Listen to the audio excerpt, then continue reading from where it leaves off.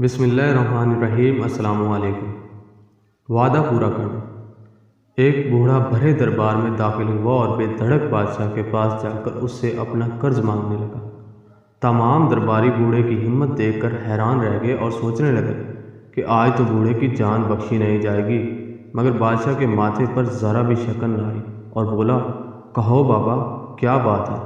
بوڑھے نے کہا، بادشاہ سلامت، میں آپ سے اپنا قرض وصول کرنے آیا ہوں۔ بادشاہ نے پوچھا، ہم کس طرح آپ کے مقروض ہیں؟ بوڑھے نے جواب دیا، جا پناہ، اگر آپ کو یاد نہیں تو کچھ کہنا بیکار ہے۔ یہ کہہ کر بوڑھا جانے لگا، مگر بادشاہ فوراً بول اٹھا، نہیں بابا، آپ اپنا قرض وصول کر کے ہی جائیے گا۔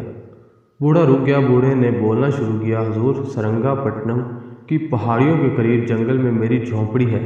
ایک مرتبہ آپ شکار کھیلتے کھیلتے اپنے ساتھیوں سے بچھڑ گئے۔ ان کو تلاش کرتے کرتے آپ میری جھونپڑی کے پاس پہنچ گئے۔ آپ کو سخت پیاس لگی تھی، آپ نے پانی مانگا تھا تو میں نے آپ کی خدمت میں انار کے شربت کا پیالہ پیش کیا تھا۔ آپ نے پیاس بجھانے کے بعد کہا تھا، ہم تم سے بہت خوش ہیں، تم کبھی ہماری خدمت میں حاضر ہو کر اپنا انعام لے جانا، تمہارا انعام ہم پر قرض ہے۔ آج برسوں بعد میں وہی انعام وصول کرنے آیا ہوں۔ بادشاہ نے کہا، مجھے یاد آ گیا، بابا کہو کیا چاہتے ہو؟ بوڑھے نے کہا، آدھی سلطنت۔